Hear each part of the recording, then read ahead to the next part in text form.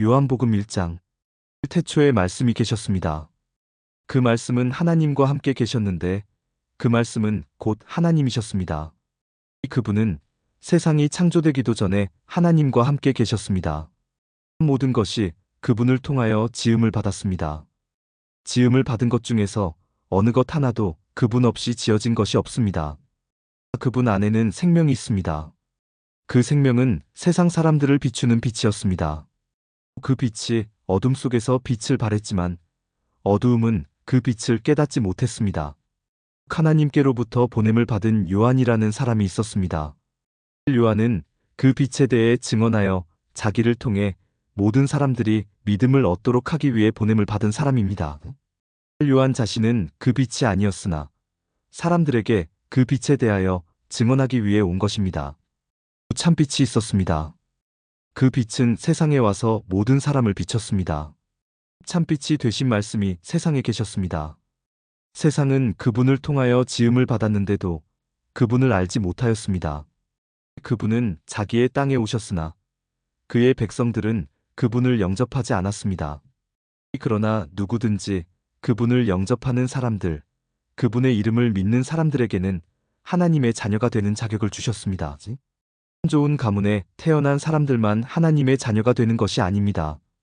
또한 어떤 사람들의 계획이나 바람에 의해서 그리고 그들의 조상으로 말미암아 하나님의 자녀가 된 것도 아닙니다. 다만 그들은 하나님 자신이 그들의 아버지라는 사실 때문에 하나님의 자녀가 된 것입니다. 말씀이 사람이 되셔서 우리 가운데에서 사셨습니다. 우리는 그분의 영광을 보았습니다. 그 영광은 오직 아버지의 독생자만이 가질 수 있는 영광이었습니다. 그 말씀은 은혜와 진리로 충만해 있었습니다. 요한이 그분에 대해서 증언하며 외쳤습니다.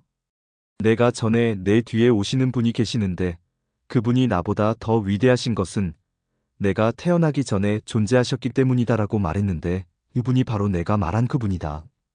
그분의 충만하신 것에서 우리 모두는 넘치는 은혜를 받았습니다. 그것은 율법이 모세를 통해 주어졌지만 은혜와 진리는 예수 그리스도를 통하여 왔기 때문입니다. 지금까지 하나님을 본 사람은 아무도 없었습니다. 그러나 하나님이시며 아버지 곁에 계시던 독생자이신 분이 우리에게 하나님이 어떤 분이신지를 알려주셨습니다. 요한이 증언한 내용은 이렇습니다. 예루살렘에 사는 유대인들이 제사장과 레위인 몇 사람을 요한에게 보내어 당신은 누구십니까? 라고 묻게 했습니다. 요한은 그 질문에 거절하지 않고 대답했습니다. 그는 분명하게 말했습니다. 나는 그리스도가 아닙니다. 그러자 그 사람들이 요한에게 물었습니다. 그럼 도대체 당신은 누구십니까? 엘리야입니까? 요한이 대답했습니다. 아니요, 나는 엘리야가 아닙니다. 그러자 그 사람들이 물었습니다. 장차 오시기로 한 그 예언자입니까? 요한은 또 대답했습니다. 아닙니다. 그러자 그들이 요한에게 말하였습니다. 그렇다면 당신은 누구십니까? 우리는 우리를 보낸 사람들에게 보고해야 합니다. 대답해 주십시오. 당신은 자신을 무엇이라고 생각하십니까?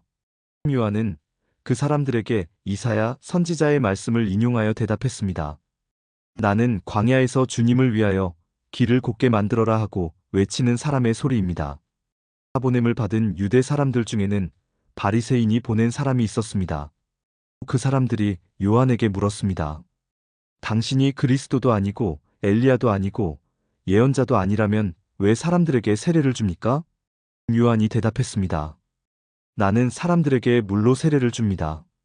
그러나 여러분 가운데 여러분이 알지 못하는 한 사람이 서 계십니다. 그분은 내 뒤에 오시는 분이지만 나는 그분의 신발끈을 풀 자격도 없는 사람입니다. 이 모든 것은 요한이 세례를 주던 요단 강 동편 베다니에서 일어난 일이었습니다. 그 다음 날 요한은 자기에게 오시는 예수님을 보고 이렇게 말했습니다. 보십시오. 세상 죄를 지고 가시는 하나님의 어린 양이십니다. 이분이 바로 내가 내 뒤에 오시지만 그분이 나보다 더 위대하신 것은 내가 태어나기 전에 존재하셨기 때문이다라고 말했던 분입니다. 나도 이분이 누구신지를 알지 못했습니다. 그러나 내가 물로 세례를 주러 온 이유는 이분을 이스라엘 백성들에게 알리기 위해서입니다. 또 요한이 증거했습니다. 나는 성령께서 비둘기처럼 하늘로부터 내려와 그분 위에 머물러 계신 것을 보았습니다. 나 역시 그분이 그리스도이신 것을 알지 못하였습니다. 그러나 나를 보내어 물로 세례를 주라고 하신 분이 너는 그 어떤 사람에게 성령이 내려와 그 위에 머무르는 것을 보면 그 사람이 성령으로 세례를 주실 바로 그분인 줄 알아라 하고 말씀하셨습니다.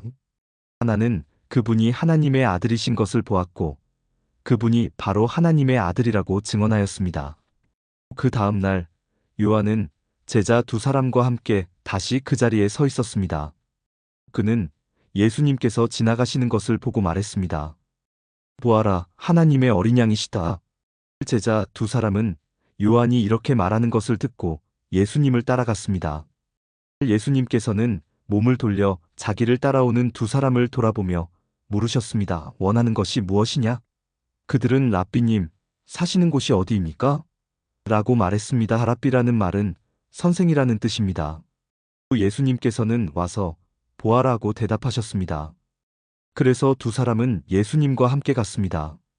그들은 예수님께서 머무르시는 곳을 보았고 그날 예수님과 함께 그곳에서 지냈습니다. 때는 오후 4시쯤이었습니다. 요한에게서 예수님에 대한 이야기를 듣고 예수님을 따른 두 제자 중 한 사람은 시몬 베드로의 동생 안드레였습니다. 안드레가 첫 번째 한 일은 그의 형 시몬을 찾은 일이었습니다. 그는 시몬에게 우리가 메시아를 찾았어라고 말했습니다. 메시아란 그리스도를 가리키는 말입니다. 그리고 나서 안드레는 시몬을 예수님께 데려왔습니다. 예수님께서는 시몬을 보시고 네가 요한의 아들 시몬이구나. 이제 너를 게바라고 부르겠다라고 말씀하셨습니다. 게바란 베드로란 뜻입니다. 다음 날 예수님께서는 갈릴리로 가기를 원하셨습니다. 예수님께서는 빌립을 만나시자 그에게 나를 따라오너라 하고 말씀하셨습니다. 빌립은 안드레와 베드로와 같은 동네인 벳세다 사람이었습니다. 빌립은 나다나엘을 만나고는 그에게 이렇게 말했습니다.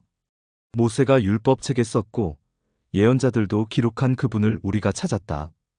나사렛 사람 요셉의 아들 예수님이 바로 그분이시다.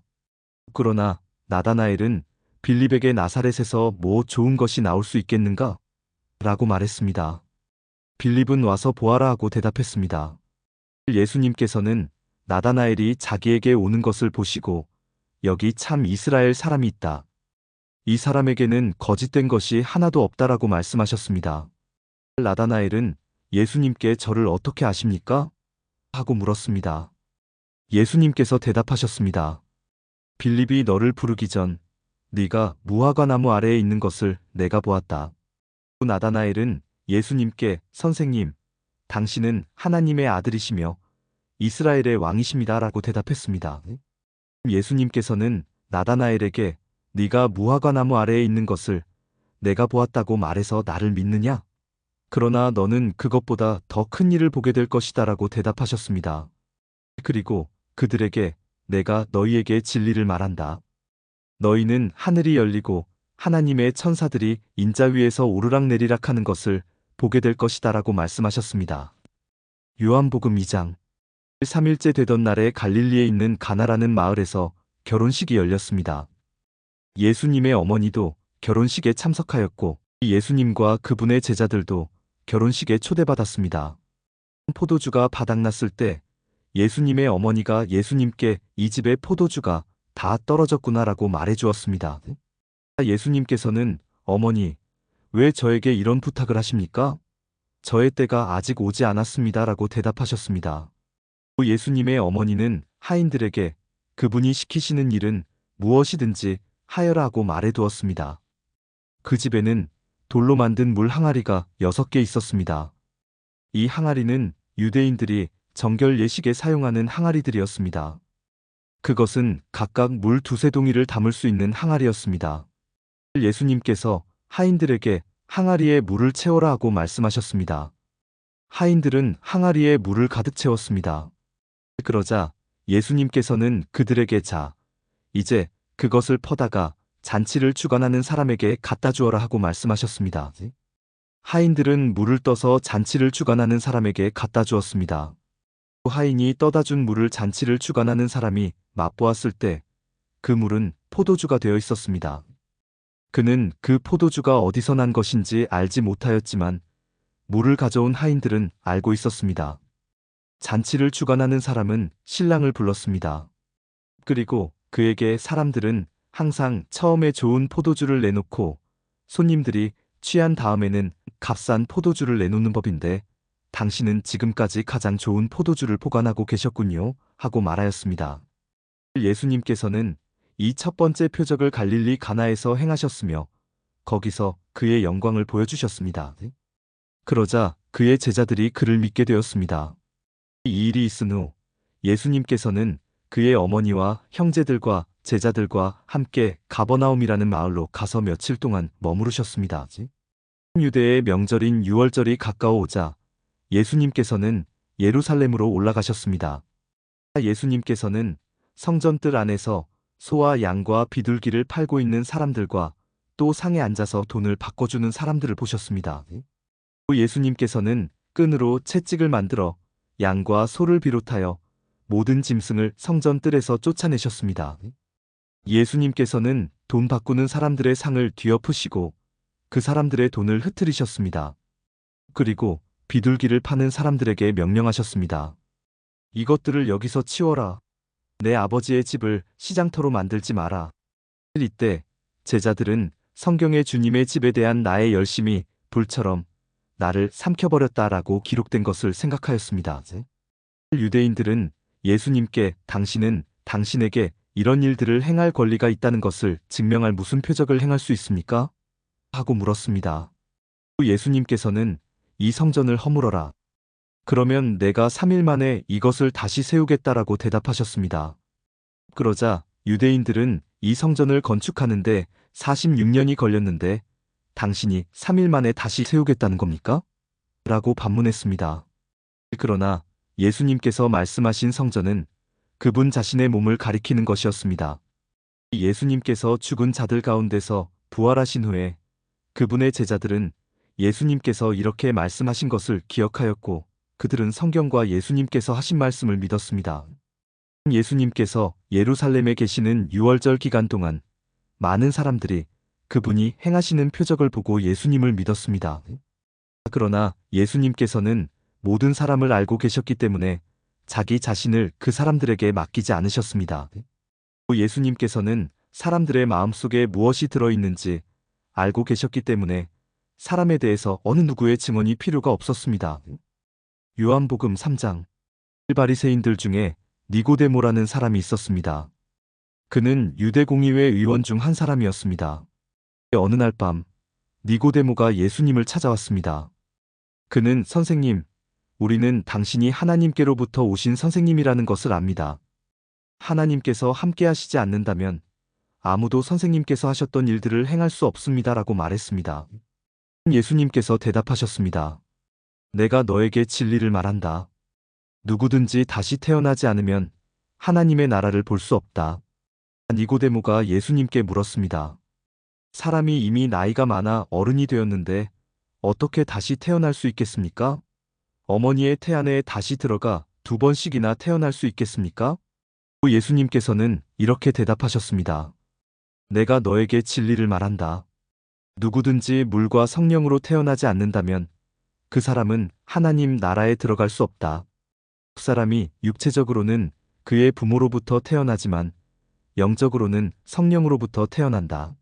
내가 너에게 다시 태어나야 한다라고 말한 것에 너무 놀라지 마라. 바람은 제 맘대로 부는 법이다. 너는 바람 부는 소리는 듣지만 그 바람이 어디서부터 와서 어디로 가는지는 알지 못한다. 성령으로 다시 태어나는 모든 사람도 이와 같다. 니고데모는 이런 일이 어떻게 가능할 수 있습니까? 라고 물었습니다.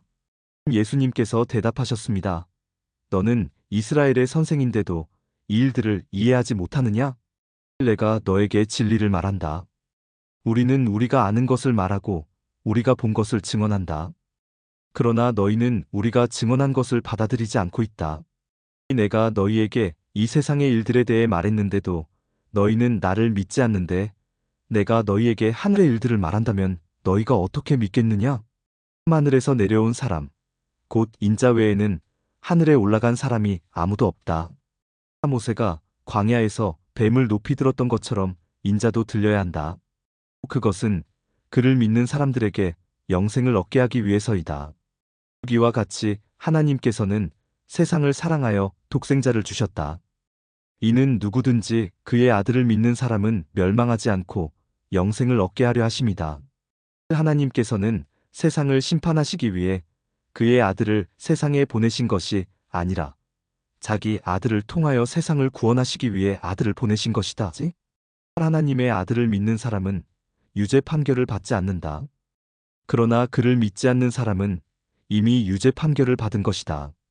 그것은 사람이 하나님의 독생자의 이름을 믿지 않았기 때문이다. 판결 내용은 이렇다. 빛이 세상에 와 있지만 사람들은 빛보다는 어두움을 더 좋아하였다는 것이다. 그들이 어두움을 더 좋아하는 것은 그들의 행위가 악하기 때문이다. 악을 행하는 사람마다 빛을 미워하며 또한 빛으로 말미암아 자기의 행위가 폭로되는 것이 두려워 빛을 향해 나오지 않는다. 그러나 진리를 행하는 사람은 그가 행한 모든 일들이 하나님을 통하여 행한 것이라는 사실을 나타내기 위해 빛을 향해 나온다. 이 일이 있은 후 예수님과 그의 제자들은 유대 지방으로 갔습니다. 예수님께서는 거기서 그의 제자들과 함께 머무르시면서 사람들에게 세례를 주셨습니다. 세례자 요한도 살렘 근처에 있는 에논에서 세례를 주었습니다. 이는 그곳에 물이 많고 사람들도 계속해서 자기에게 나아왔기 때문입니다. 이때는 요한이 아직 감옥에 갇히기 전이었습니다. 요한의 제자들 중 몇 사람과 유대인 사이에 정결 예법에 대한 논쟁이 벌어졌습니다.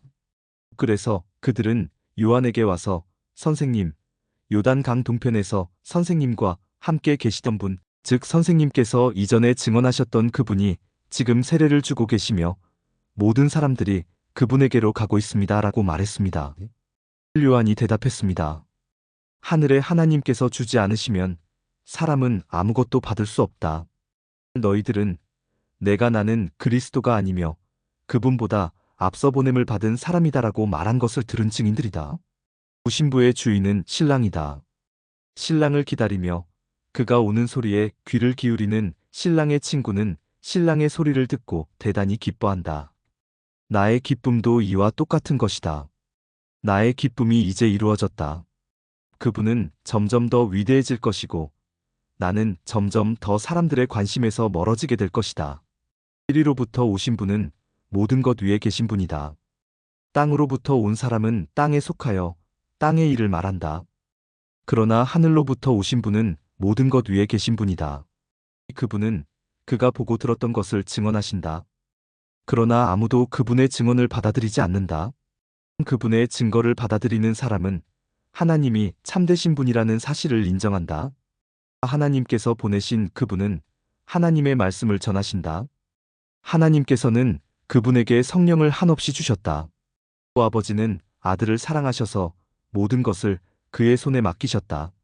그 아들을 믿는 사람은 영생이 있지만 아들을 거역하는 사람은 생명을 보지 못하고 도리어 그에게 하나님의 진노가 있을 것이다. 요한복음 4장. 바리새인들은 예수님께서 요한보다 더 많은 사람을 제자로 삼고 세례를 준다는 소문을 들었습니다. 그러나 사실 예수님께서 직접 사람들에게 세례를 주신 것이 아니라 제자들이 세례를 준 것이었습니다. 예수님께서는 바리새인들이 자기에 대하여 이야기하고 있다는 것을 아시고 유대를 떠나 다시 갈릴리로 가셨습니다. 갈릴리로 가려면 사마리아 지방을 거쳐 가야만 했습니다. 예수님께서는 사마리아에 있는 수가라는 마을로 들어가셨습니다. 이 마을은 야곱이 자기 아들 요셉에게 주었던 밭에서 그리 멀지 않은 곳에 있었습니다. 그곳에 야곱의 우물이 있었습니다. 예수님께서는 오랜 여행으로 피곤하여 그 우물가에 앉으셨습니다. 그때가 대략 정오쯤이었습니다. 사마리아 여자 한 사람이 물을 기르러 나왔습니다. 예수님께서는 그 여자에게 내게 마실 물 좀 주시오라고 말씀하셨습니다. 이 일이 일어날 즈음 예수님의 제자들은 먹을 것을 사러 마을로 내려가고 그 자리에 없었습니다. 사마리아 여자는 예수님께 당신은 유대 남자고 나는 사마리아 여자인데 어떻게 나에게 마실 것을 달라고 할 수 있습니까? 라고 말했습니다. 당시 유대인들은 사마리아 사람들과 상종을 하지 않았습니다. 예수님께서는 그 여자에게 이렇게 대답하셨습니다. 당신이 하나님께서 주시는 선물이 무엇인지 또 내게 마실 것을 달라라고 말하고 있는 사람이 누구인지 알았더라면 오히려 당신이 그 사람에게 구하였을 것이고 그러면 그가 당신에게 생명의 물을 주었을 것이요. 그 여자가 말했습니다. 선생님, 당신에게는 물기를 도구도 없고 이 우물은 매우 깊은데 어디서 그 생명의 물을 구한단 말입니까? 이 당신이 우리 조상 야곱보다 더 큰 분이란 말씀이십니까? 야곱은 우리에게 이 우물을 주신 분입니다. 그분도 친히 이 우물에서 물을 길어 마셨고 그분의 아들들과 가축들도 그렇게 했습니다. 예수님께서는 이 물을 마시는 사람은 다시 목마를 것이요. 그러나 내가 주는 물을 마시는 사람은 누가 되었건 간에 영원히 목마르지 않을 것이요. 내가 주는 물은 그 사람 안에서 계속 솟아나 영원한 생명을 가져다 주는 우물이 될 것이요라고 대답하셨습니다. 사마리아 여자는 예수님께 선생님, 저에게 그런 물을 주셔서 제가 다시는 목이 마르지 않을 뿐더러 물을 기르러 여기에 오지 않게 해주십시오라고 말했습니다. 예수님께서는 그 여자에게 가서 당신 남편을 불러 이리로 데려오시오라고 말씀하셨습니다. 그 여자는 예수님께 저는 남편이 없습니다라고 대답했습니다. 그러자 예수님께서 당신이 남편이 없다고 한 말은 맞는 말이요. 실제로 당신은 남편이 5명이나 있었고 지금 당신과 함께 사는 남자도 당신 남편이 아니오. 당신이 방금 전에 말한 것은 틀린 말이 아니었소라고 말씀하셨습니다. 그 여자는 선생님, 제가 보기에 선생님께서는 예언자이십니다. 우리의 조상들은 이 산에서 예배하였으나 유대인들은 예배할 수 있는 유일한 장소는 예루살렘에 있다고 주장합니다라고 말했습니다. 예수님께서 이렇게 말씀하셨습니다. 여인이여, 나를 믿으시오. 이 산에서도 아니고 예루살렘에서도 아닌 당신네들이 아버지께 예배할 때가 올 것이오. 이 사마리아 사람인 당신네들은 알지 못하는 것을 예배하나 우리 유대인들은 우리가 알고 있는 것을 예배하오. 그것은 구원이 유대인들로부터 나오기 때문이오. 그러나 참되게 예배하는 사람들이 영과 진리로 아버지께 예배할 때가 올 것인데 지금이 바로 그때요.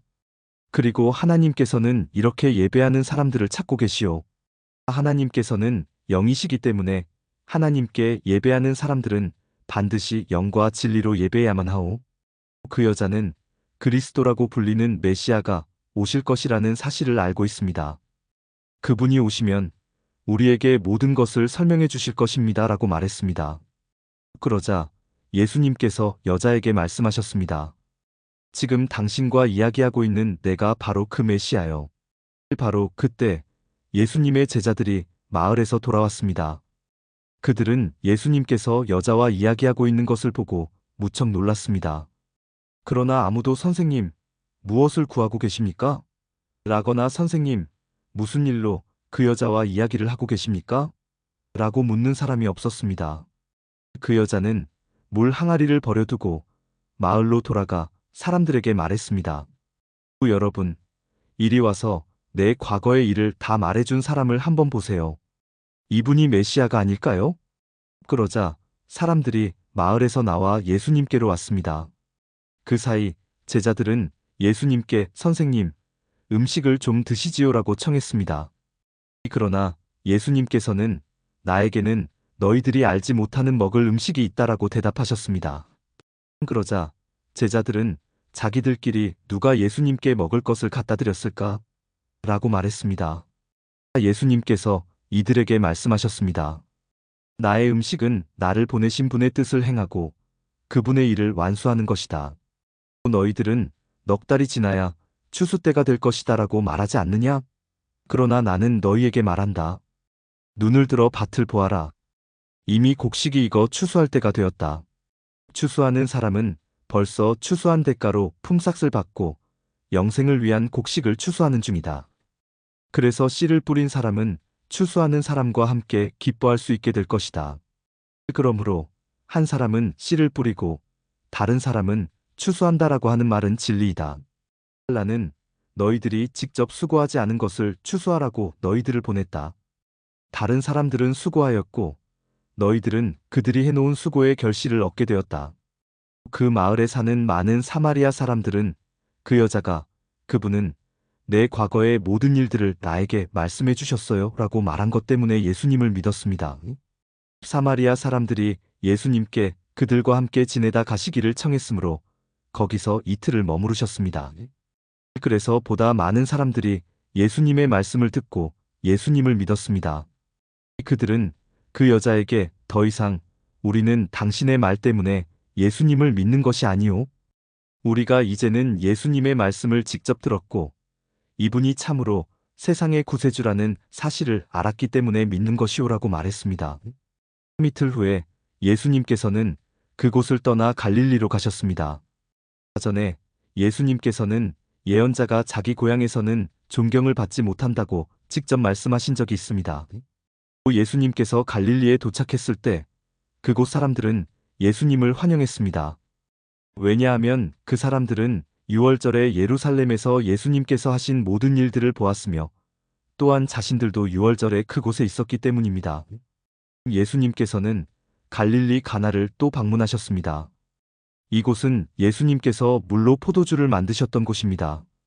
이곳에는 높은 지위를 가진 왕의 신하 한 사람이 살고 있었습니다. 그 신하의 아들은 병에 걸려 가버나움에 있었습니다. 왕의 신하는 예수님께서 유대 지방에서 갈릴리로 오셨다는 소식을 듣고 예수님께 찾아가 가버나움으로 오셔서 자기 아들을 낫게 해달라고 간청하였습니다. 그 신하의 아들은 거의 죽기 직전에 있었습니다. 예수님께서 왕의 신하에게 말씀하셨습니다. 너희는 표적과 기이한 것들을 보지 않으면 전혀 믿으려 하지 않는다. 그 신하가 말했습니다. 선생님, 제 아들이 죽기 전에 가버나움으로 오십시오. 예수님께서 대답하셨습니다. 가시오. 당신 아들은 살 것이오. 그 사람은 예수님께서 자기에게 하신 말씀을 믿고 집으로 갔습니다. 그 사람은 집으로 가는 도중에 자기의 하인들을 만나 자기 아들이 살아났다는 소식을 들었습니다. 왕의 신하가 자기 아들이 낫게 된 때를 묻자 하인들은 어제 오후 1시 무렵부터 열이 떨어졌습니다 라고 대답했습니다. 마의 아버지는 그때가 바로 예수님께서 당신 아들은 살 것이오라고 말씀하신 그 시각과 정확히 일치한 것을 알고 자기와 그 집의 모든 사람이 예수님을 믿었습니다. 이것은 예수님께서 유대에서 갈릴리로 오신 후 행하신 두 번째 표적이었습니다. 요한복음 5장. 얼마 후 유대인의 명절이 되어 예수님께서는 예루살렘으로 올라가셨습니다. 예루살렘에 있는 양의 문 근처에 기둥 5개가 있는 연못이 있었습니다. 거기에는 히브리 말로 베데스다라고 쓰여 있었습니다.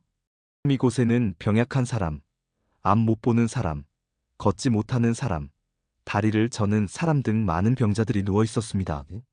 없음. 거기에 38년 동안 병을 앓아온 한 남자가 있었습니다. 예수님께서는 그 남자가 누워있는 것을 보시고 그가 아주 오랫동안 병을 앓아온 사람이라는 것을 아셨습니다. 그래서 그에게 물으셨습니다. 낫기를 원하시오? 병든 사람이 대답했습니다. 선생님, 물이 움직이기 시작할 때 제가 연못 안으로 들어갈 수 있게 도와주는 사람이 없습니다. 제가 물속으로 들어가려고 하면 다른 사람이 저보다 앞서서 물속으로 들어가곤 합니다. 그때 예수님께서 말씀하셨습니다.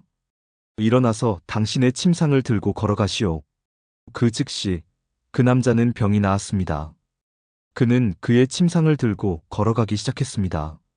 그런데 그날은 안식일이었습니다.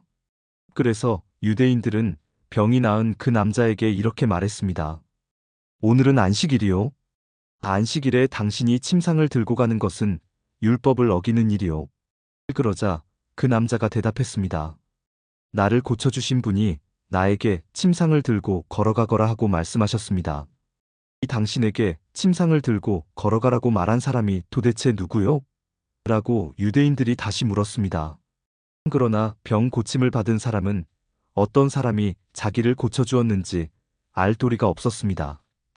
왜냐하면 그곳에는 많은 사람이 있었고 예수님께서는 이미 군중 속으로 사라진 뒤였기 때문입니다. 얼마 후 예수님께서는 성전뜰에서 그 남자를 만나 그에게 말씀하셨습니다. 보시오, 당신은 이제 다시 건강해졌으니 더 악한 일이 당신에게 닥치지 않게 다시는 죄를 짓지 마시오.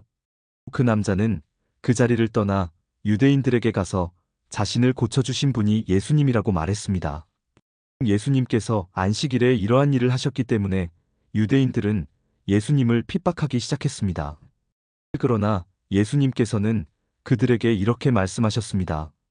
내 아버지께서 지금까지 항상 일하시니 나도 일한다. 이 말 때문에 유대인들은 더더욱 예수님을 죽이려고 안달하였습니다.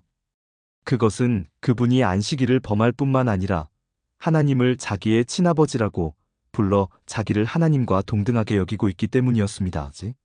그러나 예수님께서 말씀하셨습니다. 내가 너희에게 진리를 말한다. 아들은 어느 것 하나도 혼자서 할 수 없다. 아들은 다만 아버지께서 하시는 일을 보고서야 그것을 할 수 있을 따름이다. 그것은 아버지께서 무엇을 행하시든지 아들도 행하기 때문이다. 아버지께서는 아들을 사랑하셔서 그분이 하시는 모든 일들을 아들에게 보여주신다. 너희에게는 놀랄만한 일이겠지만 아버지께서는 이보다 더 큰 일들을 아들에게 보여주실 것이다. 아버지께서 죽은 사람을 부활시키시며 그들에게 생명을 주시는 것처럼 아들도 자기가 원하는 자들에게 생명을 줄 것이다. 이뿐 아니라 아버지는 아무도 심판하지 않으시고 심판하는 모든 권한을 아들에게 맡기셨다. 하나님께서 이렇게 하시는 것은 모든 사람들이 아버지를 존경하듯이 아들도 존경하게 하기 위해서이다. 아들을 존경하지 않는 사람은 아들을 보내신 아버지도 존경하지 않는 것이다. 내가 너희에게 진리를 말한다. 누구든지 내 말을 듣고 나를 보내신 분을 믿는 사람은 영원한 생명을 얻었고 심판을 받지 않을 것이며 사망에서 생명으로 옮겨졌다. 내가 너희에게 진리를 말한다. 죽은 사람이 하나님의 아들의 음성을 들을 때가 올 것인데 그때가 바로 지금이다. 그 음성을 듣는 사람들은 살 것이다. 아버지 속에 생명이 있는 것처럼 아버지께서는 아들에게도 생명을 주어 그 속에 있게 하셨다. 또한 아들이 곧 인자이기 때문에 아버지께서는 아들에게 심판할 수 있는 권한을 주셨다. 이 말을 한다고 놀라지 마라. 무덤 속에 있는 모든 사람들이 아들의 음성을 들을 때가 올 것이다.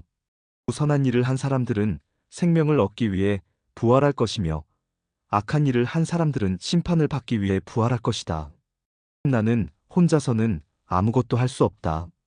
나는 내가 듣는 대로만 심판을 한다. 그래서 나의 심판은 의롭다. 나는 내가 하고 싶은 것을 하려 하지 않고 오직 나를 보내신 분이 원하시는 것을 하려고 애쓴다. 내가 나 자신에 대하여 증언한다면 사람들은 내 증거를 참된 증거로 받아들이지 않을 것이다.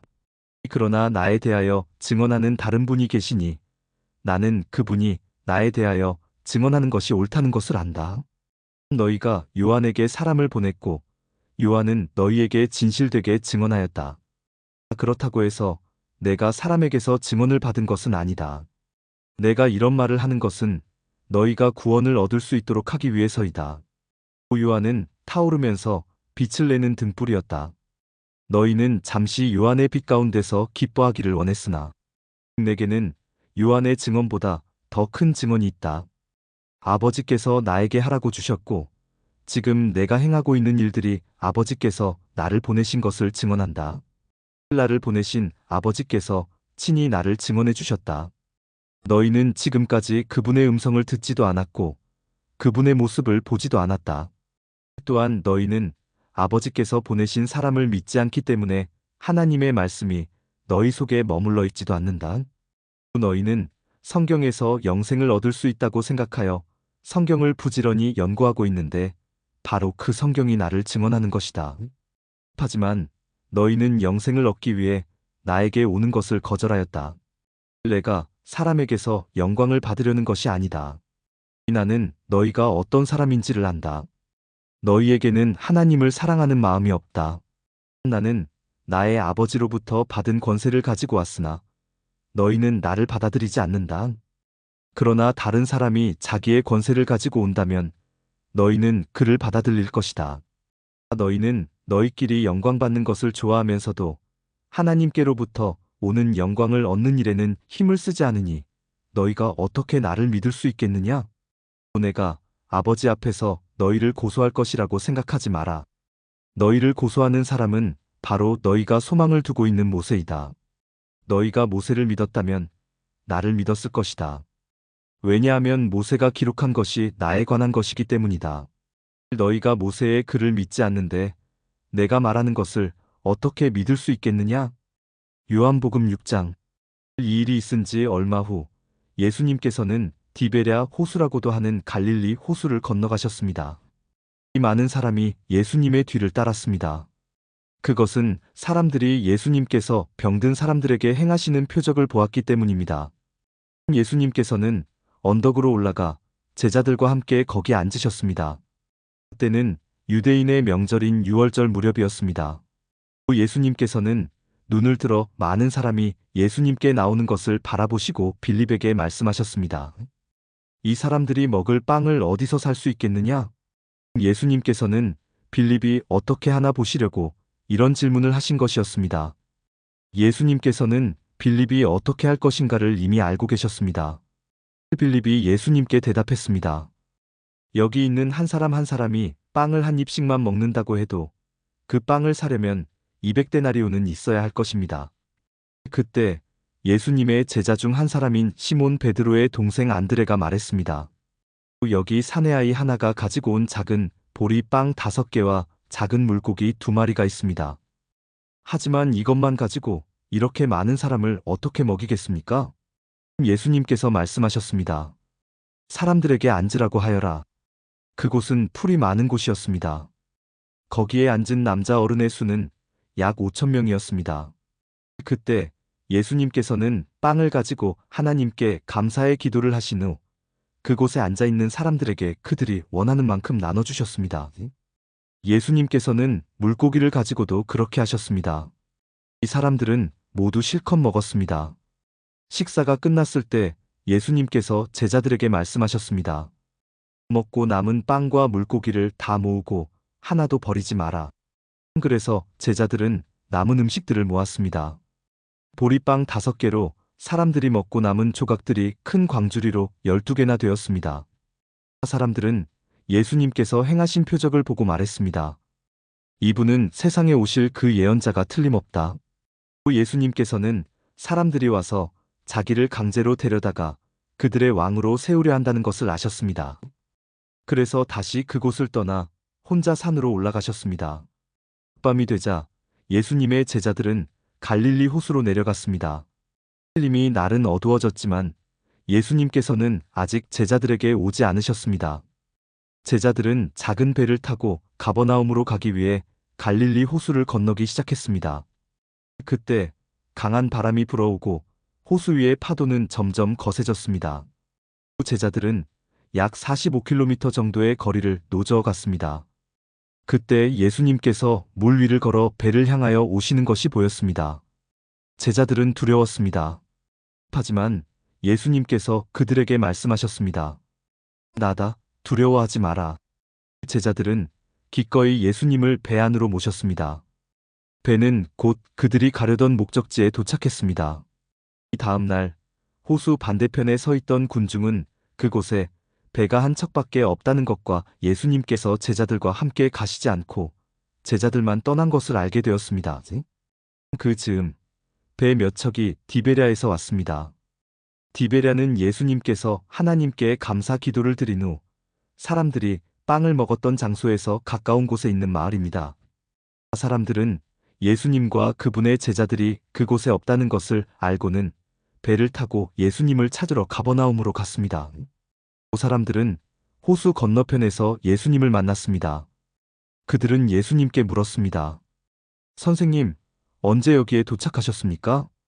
예수님께서 그 사람들에게 대답하셨습니다. 내가 너희에게 진리를 말한다. 너희가 나를 찾는 것은 내가 행한 표적을 보았기 때문이 아니라 빵을 배불리 먹었기 때문이다.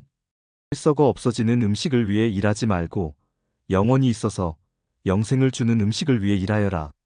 인자는 너희에게 그런 음식을 줄 것이다. 하나님 아버지께서 인자가 이런 일을 행하는 것을 허락하셨다. 그러자 사람들이 예수님께 물었습니다. 하나님께서 원하시는 일을 하기 위해 우리는 무엇을 해야 합니까? 예수님께서 대답하셨습니다. 하나님의 일이란 바로 하나님께서 보내신 사람을 믿는 것이다. 다시 사람들이 물었습니다. 당신은 어떤 표적을 행하여 우리가 보고 당신을 믿게 하시겠습니까? 성경에 하나님께서는 그들에게 먹을 빵을 하늘에서 내려주셨다라고 기록되어 있듯이 우리 조상들은 광야에서 만나를 먹었습니다. 예수님께서 그들에게 말씀하셨습니다. 내가 너희에게 진리를 말한다. 너희에게 하늘로부터 내린 빵을 준 사람은 모세가 아니다. 나의 아버지께서 너희에게 하늘로부터 참된 빵을 주신 것이다. 하나님의 빵은 하늘로부터 내려와서 세상에 생명을 주는 것이다. 사람들이 예수님께 말했습니다. 선생님, 이 빵을 우리에게 항상 주십시오. 그때 예수님께서 그들에게 선언하셨습니다. 나는 생명의 빵이다. 내게 오는 사람은 결단코 굶주리지 않을 것이며 나를 믿는 사람은 결코 목마르지 않을 것이다. 그러나 전에도 내가 너희에게 말했던 것처럼 너희는 나를 보고도 여전히 나를 믿지 않는다. 아버지께서 나에게 주신 사람은 다 내게로 올 것이며 내게로 오는 자를 나는 결단코 쫓아내지 않을 것이다. 나는 내 뜻을 이루기 위해서 하늘에서 내려온 것이 아니다. 나는 나를 보내신 분의 뜻을 행하기 위해 하늘에서 내려왔다.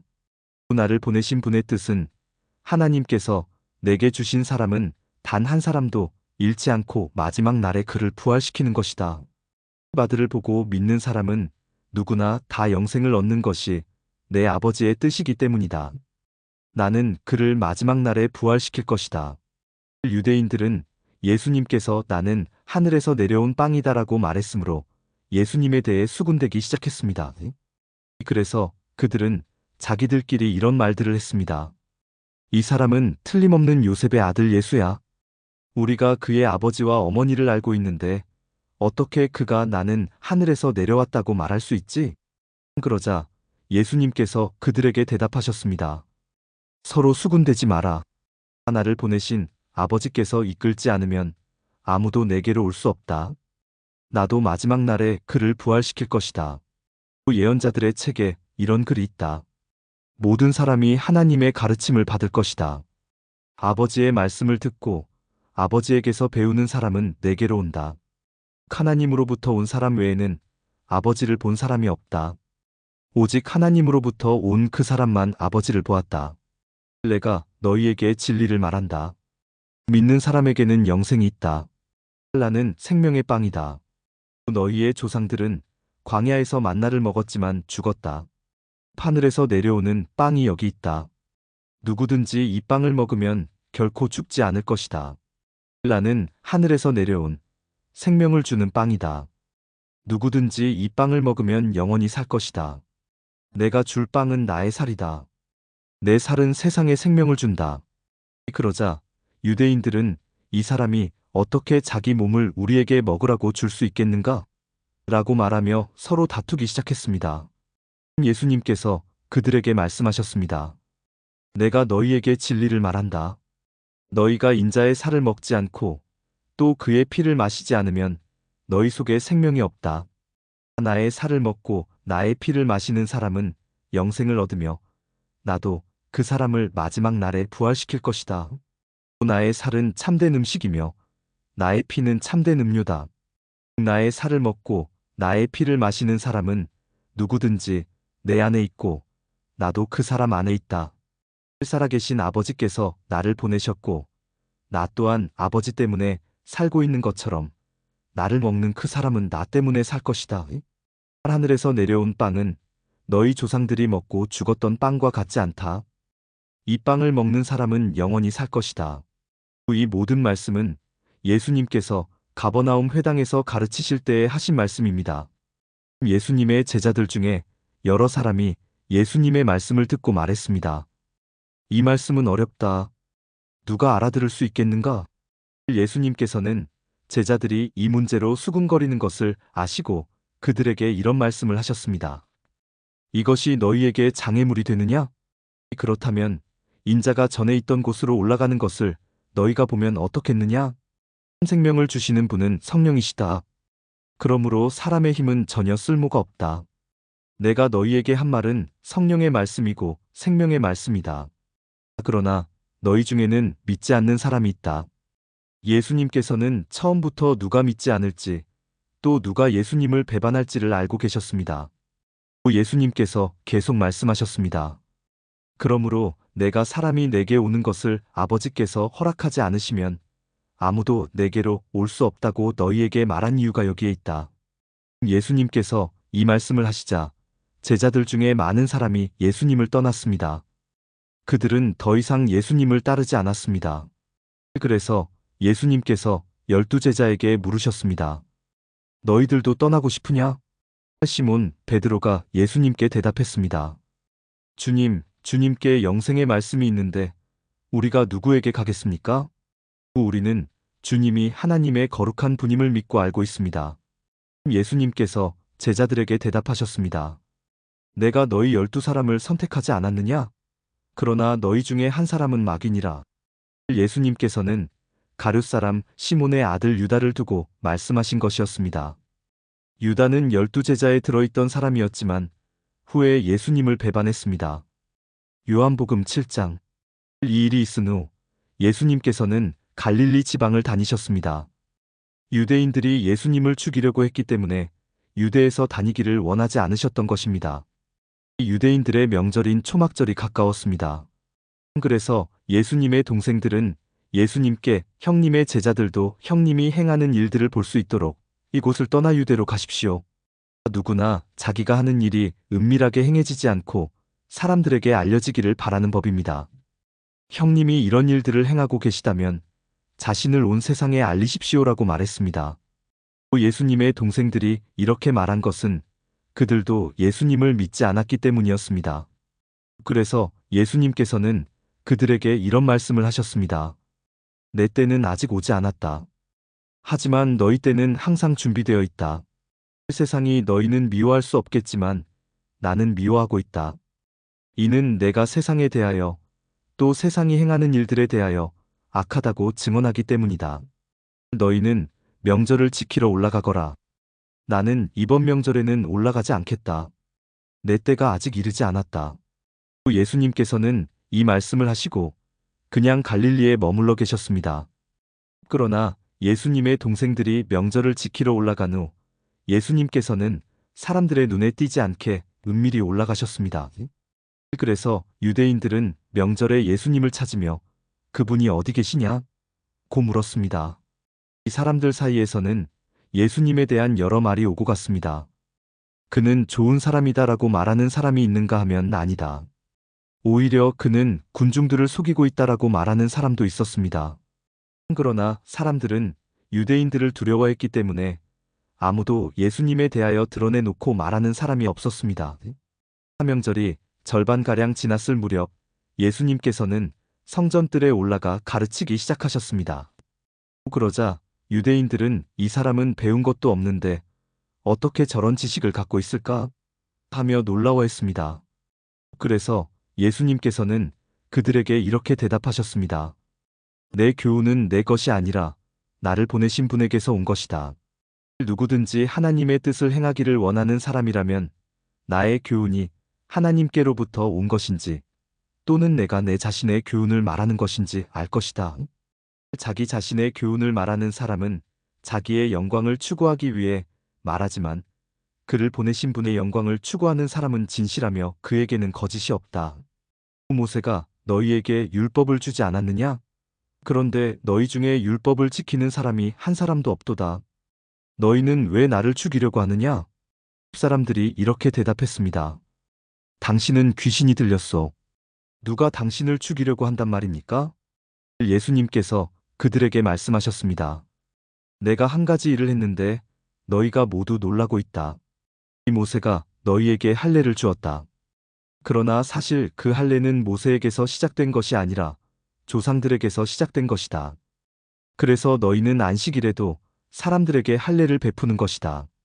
모세의 율법을 범하지 않도록 하기 위해 사람이 안식일에 할례를 받는데 내가 안식일에 온몸을 건강하게 해주었다고 해서 어찌 내게 화를 내느냐?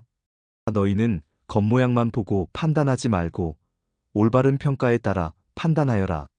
이때 예루살렘 사람 중에는 이렇게 말하는 사람들이 있었습니다. 이 사람이 사람들이 죽이려고 하는 바로 그 사람이 아니냐? 보아라.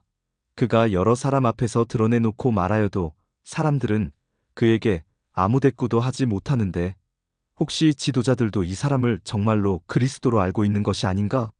하지만 우리는 이 사람이 어디서 왔는지 알고 있다. 그리스도가 오실 때에는 그분이 어디서 오시는지 아무도 알지 못한다. 그러자 예수님께서는 성전 뜰에서 가르치실 때 큰 소리로 말씀하셨습니다. 너희는 나를 알며 또 내가 어디서 왔는지도 알고 있다. 그러나 나는 이곳에 내 스스로 온 것이 아니다. 나를 보내신 분은 참되시다. 너희는 그분을 알지 못하지만 나는 그분을 아는 것이 내가 그분에게서 왔고 그분은 나를 보내셨기 때문이다. 이 일 때문에 사람들이 예수님을 붙잡으려고 하였습니다. 하지만 아무도 그분에게 손을 대는 사람은 없었습니다. 이는 아직 그분의 때가 되지 않았기 때문입니다. 그러나 무리 중에 많은 사람이 예수님을 믿었습니다. 그 사람들은 그리스도께서 오신다고 해도 과연 그가 행하실 표적들이 이 사람이 한 것보다 더 많겠는가? 라고 말했습니다. 이 사람들이 예수님을 가리켜 이렇게 수군대는 것을 바리새인들이 들었습니다. 그래서 대제사장들과 바리새인들이 예수님을 붙잡으려고 성전 경비대를 보냈습니다. 예수님께서는 나는 잠시 동안 너희와 함께 있다가 나를 보내신 분에게 갈 것이다. 너희가 나를 찾을 것이나 찾아내지 못할 것이며 내가 있는 곳에 너희는 올 수도 없다라고 말씀하셨습니다. 유대인들은 자기들끼리 이런 말을 하였습니다. 이 사람이 어디로 가려고 하기에 우리가 자기를 찾아내지 못할 것이라고 하는가? 그리스의 여러 도시로 가서 그리스 사람들을 가르치려고 하는가? 너희는 나를 찾을 것이나 찾아내지 못할 것이며 내가 있는 곳에 너희는 올 수도 없다라고 말한 것은 무슨 뜻인가? 축제가 절정에 달한 명절 마지막 날에 예수님께서 서서 큰 소리로 말씀하셨습니다. 누구든지 목마르거든 내게로 와서 마셔라. 나를 믿는 사람은 성경이 말한 대로 그의 배에서 생수의 강이 흘러나올 것이다. 이것은 예수님께서 자기를 믿는 사람들이 장차 받을 성령에 대하여 하신 말씀이었습니다. 그러나 예수님께서 아직 영광을 받으시지 않았기 때문에 사람들에게 아직은 성령이 계시지 않았습니다.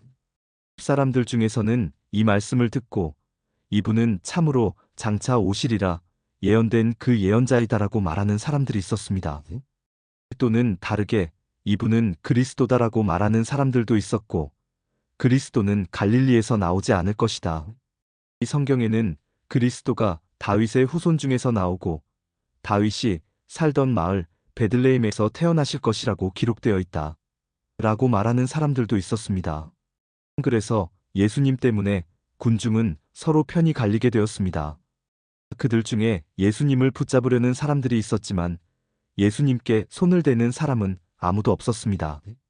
성전 경비대가 예수님을 잡지 못한 채 대제사장들과 바리새인들에게 돌아오자 대제사장들과 바리새인들이 왜 그를 데려오지 않았느냐? 라고 물었습니다. 성전 경비대가 대답했습니다. 그 사람처럼 말한 사람은 이때까지 한 사람도 없었습니다. 그러자 바리새인들이 성전 경비대에게 되물었습니다. 너희도 미혹을 당한 것은 아니겠지? 관원들이나 바리새인들 중에 그를 믿은 사람이 누가 있느냐? 아무도 없다.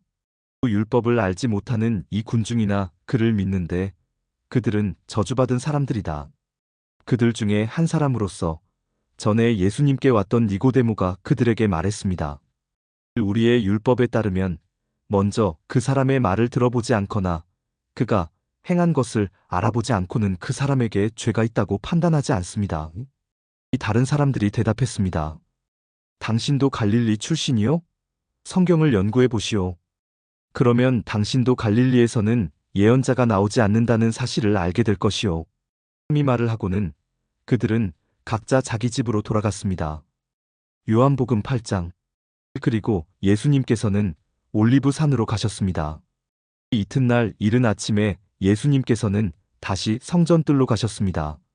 온 백성이 그분 주변에 모여들자 예수님께서는 자리를 잡고 앉으셔서 그들에게 가르치기 시작하셨습니다. 그때 서기관들과 바리새인들이 간음하다가 현장에서 잡힌 여인 한 명을 끌고 와서 모인 사람들의 앞에 세우고 예수님께 물었습니다. 선생님, 이 여인이 간음하다가 현장에서 붙잡혔습니다. 모세는 율법에서 이런 여자들을 돌로 쳐 죽이라고 우리에게 명령하였습니다. 그런데 선생님은 뭐라고 말씀하시겠습니까? 그들은 예수님을 고소할 구실을 얻기 위해 이렇게 시험한 것이었습니다. 그러나 예수님께서는 몸을 굽혀 손가락으로 땅에 글을 쓰셨습니다. 사람들이 그 자리에 서서 계속해서 묻자 예수님께서는 몸을 일으켜 그들에게 말씀하셨습니다. 너희 중에 죄 지은 적이 없는 사람이 먼저 이 여인에게 돌을 던져라. 이 말씀을 하시고 예수님께서는 다시 몸을 굽혀 땅에 글을 쓰셨습니다. 두 사람들은 이 말씀을 듣자 나이 많은 사람들로부터 시작하여 하나둘씩 떠나가고 예수님과 거기 홀로 서 있는 여인만 남게 되었습니다. 예수님께서 몸을 일으켜 그 여인에게 말씀하셨습니다. 여자여, 너를 고소하던 사람들이 어디 있느냐? 아무도 너를 정죄하지 않았느냐? 여인이 대답했습니다. 주님, 아무도 없습니다. 그러자 예수님께서 나도 너를 정죄하지 않는다. 가거라. 그리고 다시는 죄를 짓지 마라 하고 말씀하셨습니다. 그 후에 예수님께서 다시 사람들에게 말씀하셨습니다. 나는 세상의 빛이다. 나를 따르는 사람은 어둠 속에서 생활하지 않을 것이며 생명의 빛을 얻을 것이다. 그러자 바리새인들이 예수님께 말했습니다.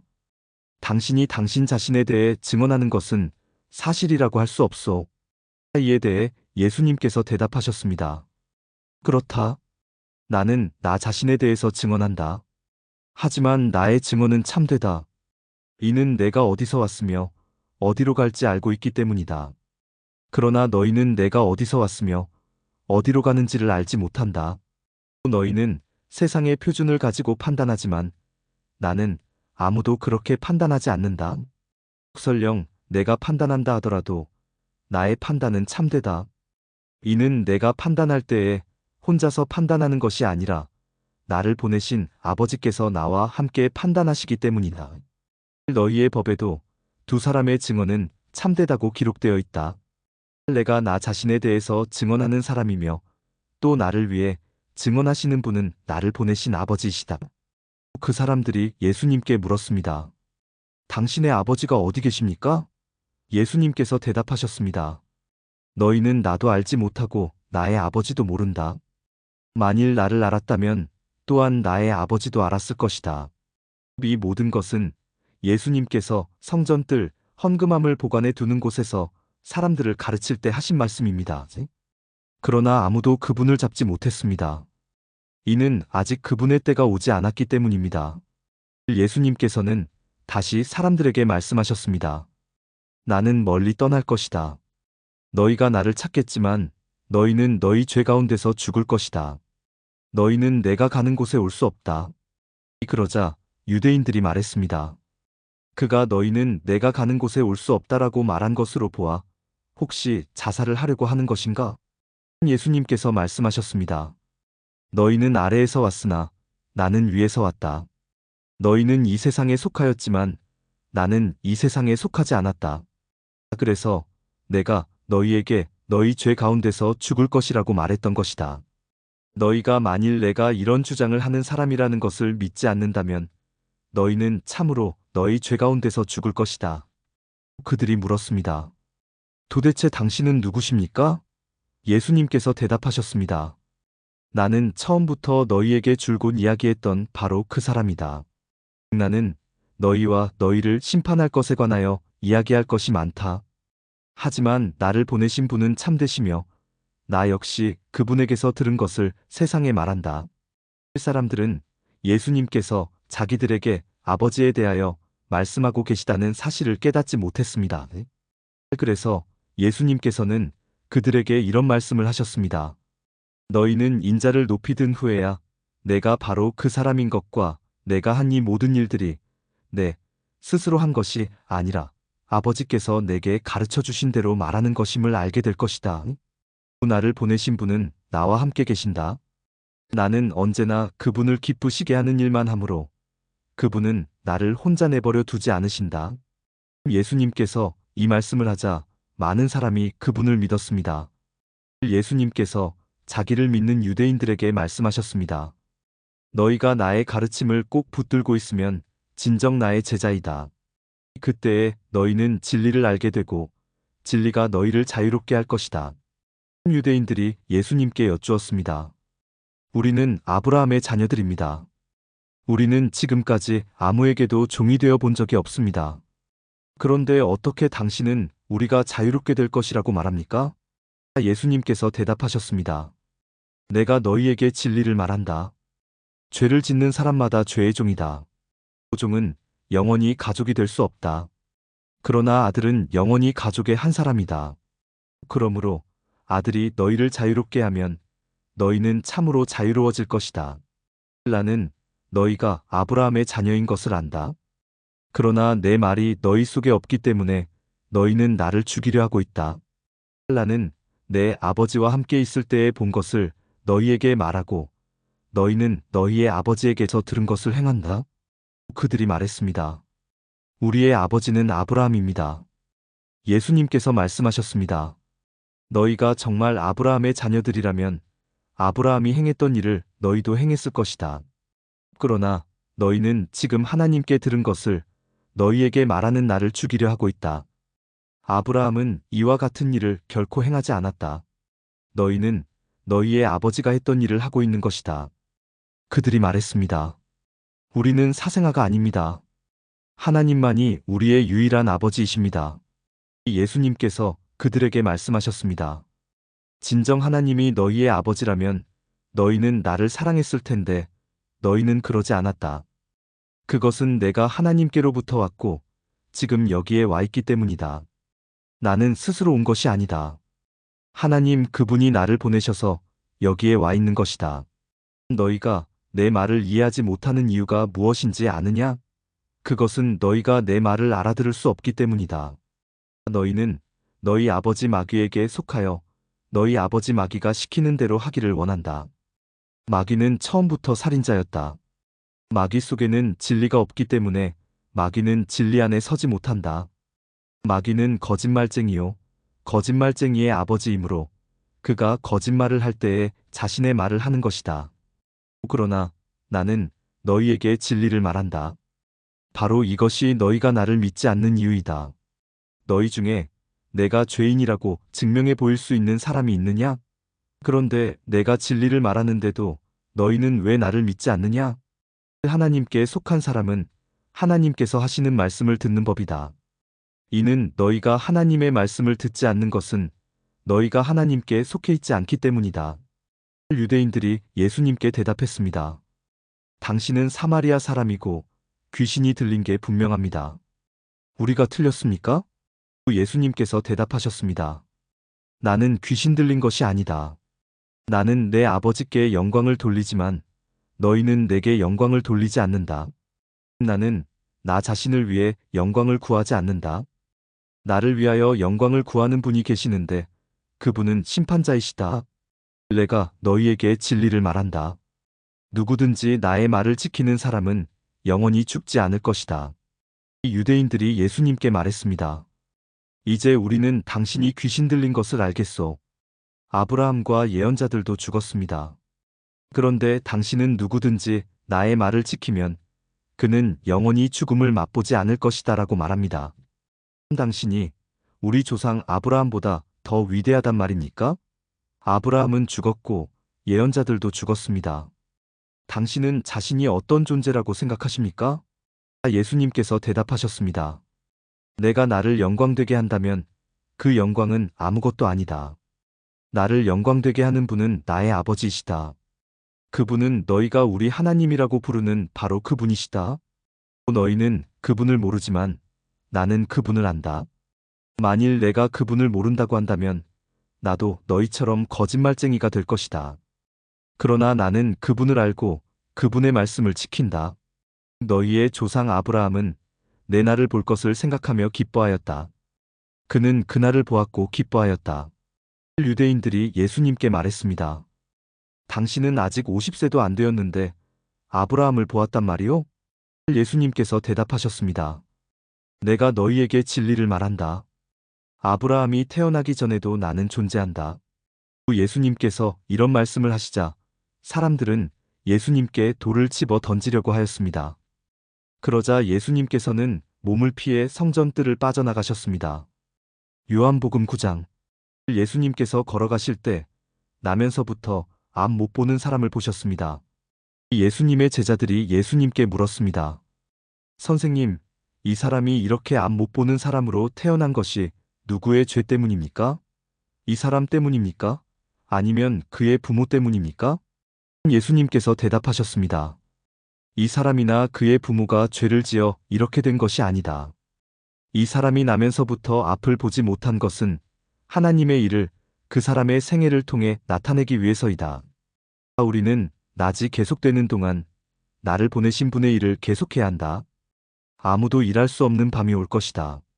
내가 세상에 있는 동안 나는 세상의 빛이다. 예수님께서는 이 말씀을 하신 후 땅에 침을 뱉어 그것으로 진흙을 만드셨습니다. 그리고 그 진흙을 앞을 보지 못하는 사람의 눈에 발랐습니다. 예수님께서 그 사람에게 말씀하셨습니다. 실로암 샘에 가서 씻어라. 실로암은 보냄을 받았다라는 뜻입니다. 그 사람은 샘으로 가서 씻었고 앞을 보게 되어 돌아왔습니다. 그 사람의 이웃이나 전에 이 사람이 구걸하던 것을 본 적이 있던 사람들이 물었습니다. 이 사람은 앉아서 구걸하던 사람이 아니냐? 맞아.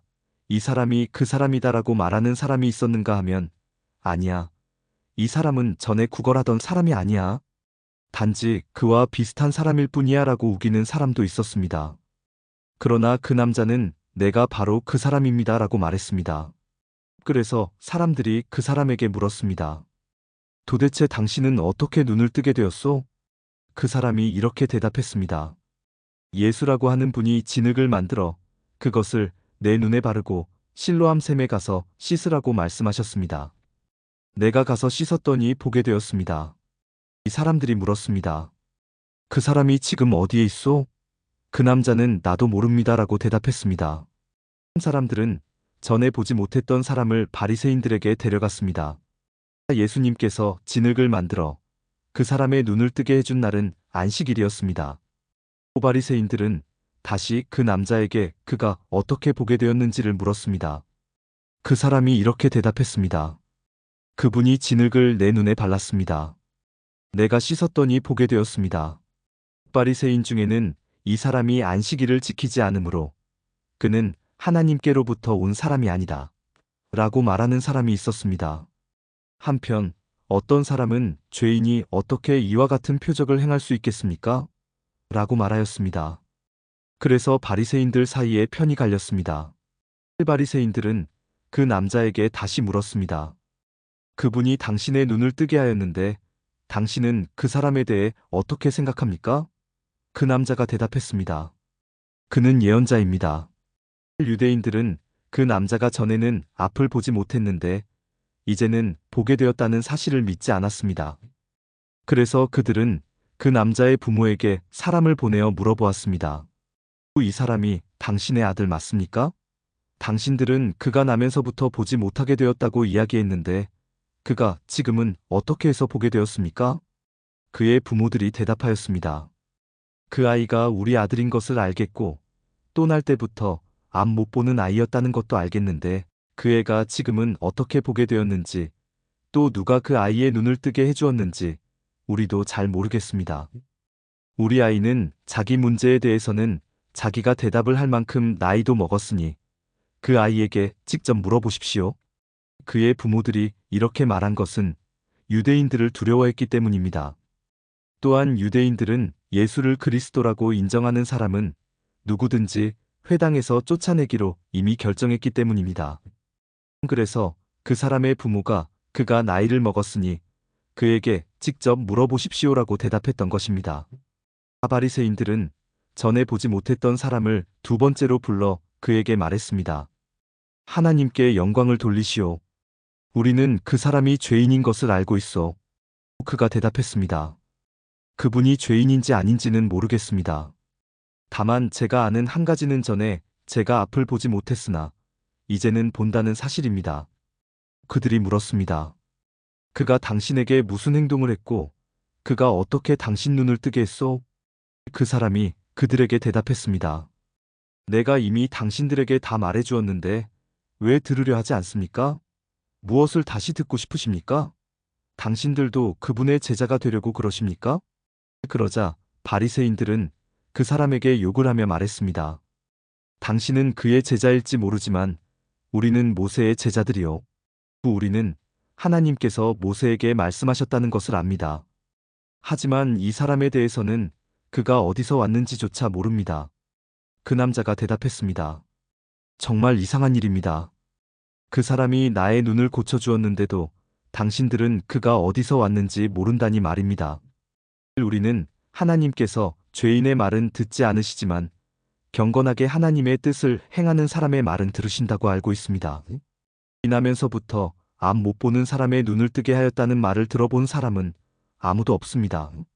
그분이 하나님으로부터 오신 분이 아니라면 아무것도 할 수 없었을 것입니다. 이 말에 바리새인들은 이렇게 대답했습니다. 당신은 날 때부터 죄가 가득한 사람인데 우리를 가르치려 하는가? 그리고는 그 사람을 쫓아내버렸습니다. 예수님께서 바리새인들이 회당에서 그 사람을 쫓아냈다는 소식을 듣고 그 사람을 찾아 말씀하셨습니다. 너는 인자를 믿느냐? 그 남자가 대답했습니다. 선생님, 인자가 누구신지 말씀해 주십시오. 제가 그분을 믿겠습니다. 예수님께서 그에게 말씀하셨습니다. 너는 이미 그분을 보았다. 지금 너와 함께 이야기하고 있는 사람이 바로 그 사람이다. 그러자 그 사람은 주님, 제가 믿습니다. 라고 말하면서 예수님 앞에 무릎을 꿇었습니다. 예수님께서 말씀하셨습니다. 나는 심판하러 이 세상에 왔다. 보지 못하는 사람들은 보게 하고 보는 사람들은 보지 못하게 하기 위해서이다. 예수님께서 이 말씀을 하실 때 거기서 이 말씀을 들은 바리새인 몇 사람이 예수님께 물었습니다. 우리도 앞을 보지 못한단 말이오? 예수님께서 대답하셨습니다. 너희가 앞을 보지 못하는 사람들이라면 죄가 없겠지만 지금 너희가 우리는 본다고 말하니 너희 죄가 아직 있다. 요한복음 10장. 내가 너희에게 진리를 말한다. 양 우리의 문으로 들어가지 않고 다른 곳으로 넘어가는 사람은 도둑이며 강도다. 문으로 들어가는 사람이 양의 목자다. 문을 지키는 사람은 목자를 위해 문을 열어준다. 양들은 목자의 음성을 듣고 목자는 양들의 이름을 부르며 그들을 밖으로 인도한다. 목자가 자기 양을 모두 밖으로 이끌어낸 후 양들 앞에서 걸어가면 양들은 목자의 음성을 알기 때문에 그의 뒤를 따른다. 하지만 양들은 낯선 사람을 절대로 따라가지 않는다. 양들은 낯선 사람의 음성을 알지 못하기 때문에 그 사람에게서 멀리 도망간다. 예수님께서는 이 비유를 들어 사람들에게 말씀하셨습니다. 그러나 사람들은 그분이 자기들에게 하시는 말씀이 무슨 뜻인지 깨닫지 못했습니다. 예수님께서 다시 말씀하셨습니다. 내가 너희에게 진리를 말한다. 나는 양들의 문이다. 나보다 앞에 온 사람들은 다 도둑이며 강도들이다. 양들은 그 사람들의 말을 듣지 않는다. 나는 문이다. 나를 통해 들어가는 사람은 구원을 얻을 것이다.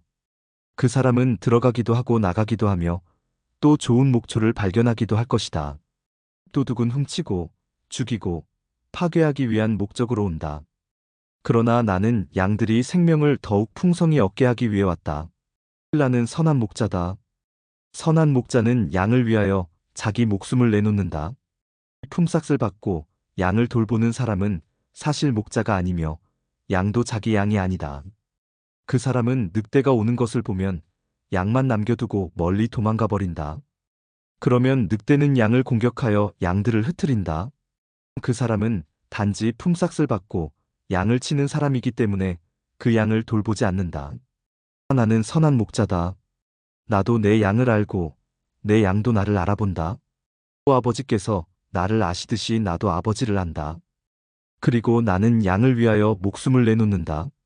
내게는 이 우리 안에 있지 않은 다른 양들도 있다. 나는 그 양들도 인도해야 한다. 그 양들도 내 음성을 들을 것이다. 그래서 한 목자 아래서 한 무리가 될 것이다. 아버지께서 나를 사랑하시는 것은 내가 나의 목숨을 스스로 버리기 때문이다. 나는 목숨을 다시 얻기 위하여 목숨을 버린다. 아무도 내게서 목숨을 빼앗을 사람이 없고 다만 내 스스로 생명을 내놓는 것이다. 나는 목숨을 내놓을 권세도 있고 그것을 다시 찾을 권세도 있다. 나는 이 계명을 내 아버지에게서 받았다. 예수님의 이 말씀 때문에 유대인들 사이에 또다시 편이 갈리게 되었습니다. 이들 중 많은 사람이 그가 귀신이 들렸다고 하거나 그가 미쳤다. 너희가 왜 그 사람의 말을 듣느냐? 라고 말하기 시작했습니다. 그러나 이것은 귀신 들린 사람의 말이 아니다. 귀신이 앞을 보지 못하는 사람의 눈을 뜨게 할 수 있느냐? 라고 말하는 사람들도 있었습니다. 예루살렘에 수전절이 다가왔습니다. 수전절은 겨울에 지키는 유대 명절입니다. 예수님께서는 솔로몬 행각이 있는 성전뜰의 주변을 거닐고 계셨습니다. 유대인들이 예수님 주위에 모여들어 이렇게 물었습니다. 언제까지 우리를 애태우게 할 작정입니까? 만일 당신이 그리스도라면 우리에게 터놓고 그렇다고 말해 주십시오. 예수님께서 그 사람들에게 대답하셨습니다. 내가 전에 말하였으나 너희는 믿지 않았다. 내가 내 아버지의 이름으로 행하는 일들이 나를 증언한다. 그러나 너희는 나의 양이 아니므로 믿지 않는다. 내 양은 나의 음성을 듣고 나도 내 양을 안다. 내 양은 나를 따른다. 나는 그들에게 영생을 준다. 그들은 영원히 멸망하지 않을 것이며 아무도 그들을 내 손에서 빼앗을 수 없을 것이다. 그 양들을 내게 주신 나의 아버지는 모든 것보다 더 큰 분이시다. 그러므로 아무도 내 아버지의 손에서 내 양들을 빼앗을 수 없다. 아버지와 나는 하나다. 유대인들이 다시금 돌을 집어 예수님께 던지려고 하였습니다. 그러나 예수님께서는 그들에게 이렇게 말씀하셨습니다. 나는 너희에게 아버지에게서 온 선한 일을 많이 보여주었다. 너희는 도대체 이 중에서 어떤 일 때문에 나에게 돌을 던지려 하느냐? 유대인들이 대답했습니다. 우리는 당신이 행한 선한 일 때문에 당신에게 돌을 던지려는 것이 아니라 하나님을 모독한 말 때문에 그러는 것이요. 당신은 사람에 지나지 않는데도 자신을 하나님이라고 주장하고 있어. 예수님께서 대답하셨습니다. 내가 선언하는데 너희는 다 신이다라는 말이 너희 율법에 쓰여 있지 않느냐? 하나님께서 하나님 자신의 말씀을 받은 사람들을 신이라고 불렀으니 성경은 파기될 수 없다. 하나님께서 구별하여 세상에 보낸 사람에 대해서는 너희가 뭐라고 말하겠느냐? 내가 나는 하나님의 아들이다라고 말했다고 해서 너희가 어찌 나에게 하나님을 모독한다고 말을 하느냐? 만일 내가 내 아버지의 일을 하지 않는다면 그때에는 나를 믿지 마라. 하지만 만일 내가 내 아버지의 일을 한다면 나는 믿지 않는다 하더라도 내가 하는 일은 믿어라. 그러면 너희는 아버지께서 내 안에 그리고 내가 아버지 안에 있다는 사실을 알고 그것을 깨닫게 될 것이다. 유대인들이 다시 예수님을 잡아가려고 했지만 예수님께서는 그들의 손에서 빠져나가셨습니다. 예수님께서는 다시 요단강 동쪽 전에 요한이 세례를 주던 곳으로 가셔서 거기 머물러 계셨습니다. 많은 사람이 예수님께 왔습니다. 그들이 세례자 요한은 그 어떤 표적도 행하지 않았으나 요한이 이분에 대해 이야기한 것은 다 사실이었다고 말했습니다. 그곳에서 많은 사람이 예수님을 믿었습니다. 요한복음 11장 나사로라고 하는 사람이 병이 들었습니다. 나사로는 마리아와 마리아의 언니 마르다와 함께 베단이라는 마을 사람이었습니다. 마리아는 주님께 향유를 붓고 자기의 머리카락으로 주님의 발을 씻어주었던 바로 그 여인입니다. 마리아의 오빠 나사로가 병이 든 것입니다. 나사로의 여동생 마리아와 마르다는 예수님께 사람을 보내주님, 주님께서 사랑하시는 이가 병이 들었습니다 라고 전했습니다. 예수님께서 이 말을 듣고 말씀하셨습니다. 이 병은 죽게 될 병이 아니라 하나님의 영광을 위한 것이다. 이 병으로 말미암아 하나님의 아들이 영광을 얻을 것이다. 예수님께서는 마르다와 마리아, 그리고 오빠 나사로를 사랑하셨습니다. 하지만 예수님께서는 나사로가 병들었다는 말을 듣고도 지금 계신 곳에서 이틀을 더 지내셨습니다. 이틀 후 예수님께서는 제자들에게 다시 유대 땅으로 가자고 말씀하셨습니다. 제자들이 예수님께 말했습니다. 하지만 선생님, 방금 전에 유대인들이 주님을 돌로 쳐 죽이려고 하였는데 다시 그곳으로 가려고 하십니까? 또 예수님께서 대답하셨습니다. 하루 중 낮이 12시간이나 되지 않느냐? 사람이 낮에 걸어다니면 그는 이 세상의 빛을 보기 때문에 넘어지지 않는다. 그러나 밤에 걸어다니면 그 사람 속에 빛이 없으므로 넘어진다. 예수님께서 이 말씀을 하신 후에 이렇게 덧붙이셨습니다. 우리 친구 나사로가 깊이 잠들었으니 그를 깨우러 가야겠다. 그러자 제자들이 말했습니다. 주님, 나사로가 잠들었다면 낫게 될 것입니다. 예수님께서는 나사로가 죽은 것에 대해 말씀하셨지만 예수님의 제자들은 나사로가 정말로 잠을 자고 있는 것으로 생각했습니다. 그때 예수님께서 분명히 말씀하셨습니다. 나사로가 죽었다. 하지만 너희를 위해서는 내가 거기에 있지 않았던 것이 기쁘다. 이것은 너희들이 믿을 수 있도록 하기 위함이다. 그러나 이제 나사로에게 가자. 그때 디두모라는 별명을 가진 도마가 다른 제자들에게 우리도 주님과 함께 죽으러 가자고 말했습니다. 예수님께서 나사로의 집에 도착했습니다. 그때 나사로는 이미 죽어 무덤 속에 있은 지 4일이나 되었습니다. 베다니는 예루살렘에서 약 3km 조금 못 되는 곳에 있었습니다. 많은 유대인이 오빠를 잃은 마르다와 마리아를 위로하러 두 자매에게 왔습니다. 마르다는 예수님께서 오신다는 소식을 듣고 예수님을 마중 나갔고 마리아는 집에 남아 있었습니다. 마르다가 예수님께 말했습니다. 주님, 주님께서 여기 계셨더라면 제 오빠가 죽지 않았을 것입니다.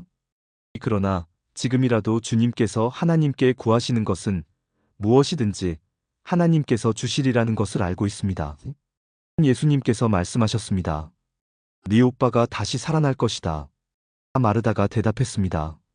마지막 날에 있을 부활 때 제 오빠가 다시 살아난다는 것을 제가 압니다. 또 예수님께서 마르다에게 말씀하셨습니다. 나는 부활이요 생명이다. 나를 믿는 사람은 설령 죽는다 해도 살 것이며 살아서 나를 믿는 사람은 그 누가 되었든지 결코 죽지 않을 것이다. 네가 이것을 믿느냐? 마르다가 대답했습니다. 네, 주님. 저는 주님께서 그리스도이시며 세상에 오시기로 한 하나님의 아들이심을 믿습니다. 마르다는 이 말을 하고는 집으로 돌아갔습니다. 마르다가 마리아를 따로 불러내 말했습니다. 선생님이 여기 오셔서 너를 찾으셔. 마리아는 이 말을 듣자마자 바로 일어나 예수님께로 갔습니다. 예수님께서는 마을로 들어오지 않으시고 그때까지 줄곧 마르다를 만났던 곳에 계셨습니다. 마리아와 함께 집에 있으면서 마리아를 위로하던 유대인들은 마리아가 일어나 황급히 나가는 것을 보았습니다. 그들은 마리아의 뒤를 따라 나오면서 마리아가 통곡하러 무덤에 가는 것이라고 생각했습니다. 이 마리아는 예수님께서 계신 곳으로 갔습니다. 마리아는 예수님을 보자 그의 발 아래 엎드려 이렇게 말했습니다. 주님, 주님께서 여기 계셨더라면 저의 오빠가 죽지 않았을 것입니다. 예수님께서 마리아와 마리아의 뒤를 따라온 유대인들이 우는 것을 보셨습니다. 예수님의 마음은 격한 감정이 들면서 몹시 아프셨습니다. 예수님께서 말씀하셨습니다. 나사로를 어디에 두었느냐? 그들이 대답했습니다. 와서 보십시오, 주님. 그러자 예수님께서 눈물을 흘리셨습니다. 그것을 보고 유대인들이 말했습니다. 예수님께서 나사로를 얼마나 사랑하였는가 보아라. 그러나 그들 중에는 앞 못 보는 사람의 눈도 뜨게 한 사람이 나사로가 죽지 않게 할 수는 없었나? 라고 말하는 사람도 있었습니다. 예수님께서는 몹시 아픈 마음으로 무덤에 가셨습니다. 그 무덤은 입구를 커다란 돌로 막은 굴이었습니다. 예수님께서 돌을 옮겨 놓으라고 말씀하셨습니다. 죽은 나사로의 여동생 마르다가 예수님께 말씀드렸습니다. 주님, 오빠가 죽어 무덤에 있은 지 이미 4일이나 되어 냄새가 심하게 납니다. 예수님께서 마르다에게 말씀하셨습니다. 네가 믿으면 하나님의 영광을 볼 것이라고 내가 너에게 말하지 않았느냐?